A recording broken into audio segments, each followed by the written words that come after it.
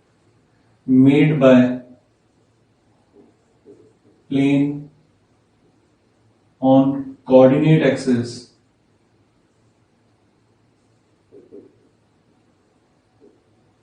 Respectively, और यहां पर ए बी सी में से कोई भी जीरो ना हो। तो ये अपने पास वही होगी जो अपन ने 2D में अपन ने एक्सिस इंटरसेप्ट फॉर्म पढ़ी थी, ये वो का वही है, x upon x intercept plus y upon y intercept plus z upon z intercept equals to 1। अच्छा, कुछ रिजल्ट्स हैं जो अपने को ध्यान रखने हैं, तो उनको मैं एज ए नोट आपको लिखा देता हूं। सबसे पहला, equation of plane parallel to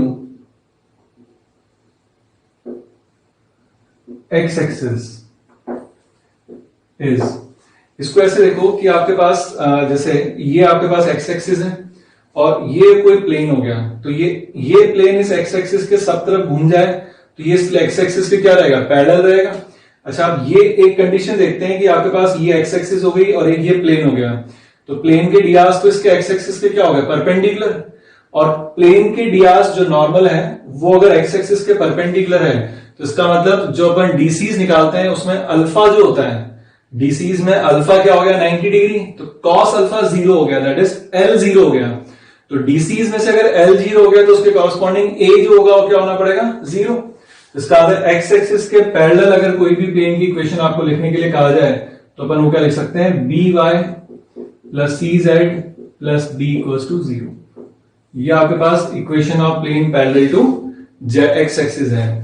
तो ये जो एक्स वाई जेड के जो कोफिशिएंट्स होते हैं ना, वो आपके पास नॉर्मल वेक्टर के क्या होते हैं, प्लेन के नॉर्मल के डियास होते हैं। इसी तरीके से अपन अगर y एक्सिस के पैरेलल की बात करें तो उसमें b को 0 कर देना, z एक्सिस के पैरेलल की बात करें तो उसमें c को 0 पुट कर देना, ठीक है। ऐसी equation of plane parallel to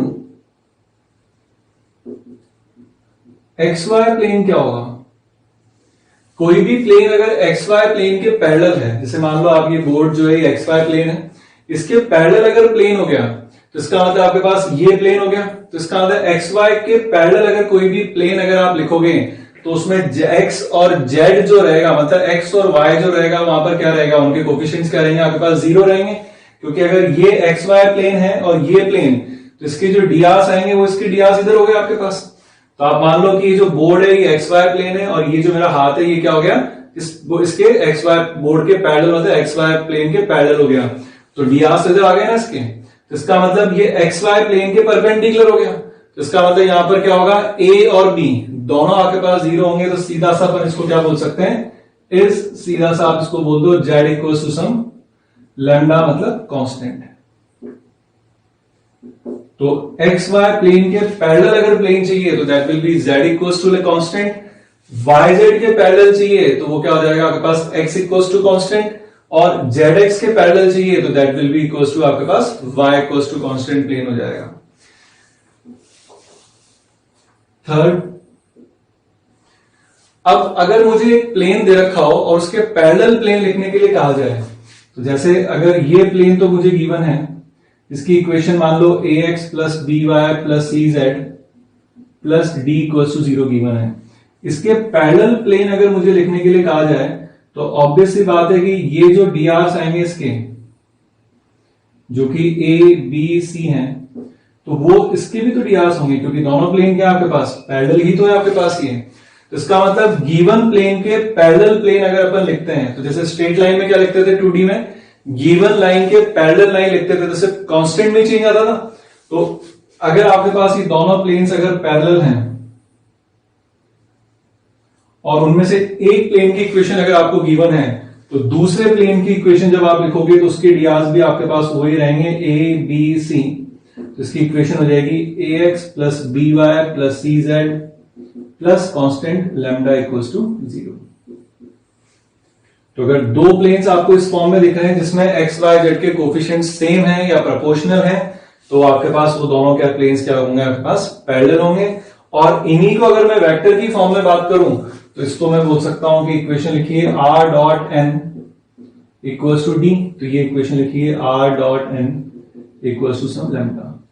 तो अगर आपको वेक्टर फॉर्म में कोई भी प्लेन दे रखा है उसके पैरेलल लिखना है तो सिर्फ कांस्टेंट को आप बदल देना, बाकी सब चीजें क्या रहेंगी प्लेन में सेम ही रहेंगी आपके पास।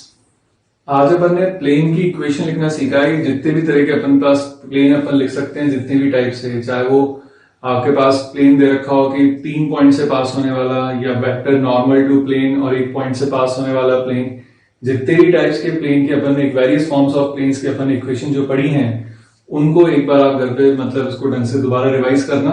इनके क्वेश्चंस अपन नेक्स्ट क्लास में लेंगे। आज का होमवर्क नोट कर लो आप लोग।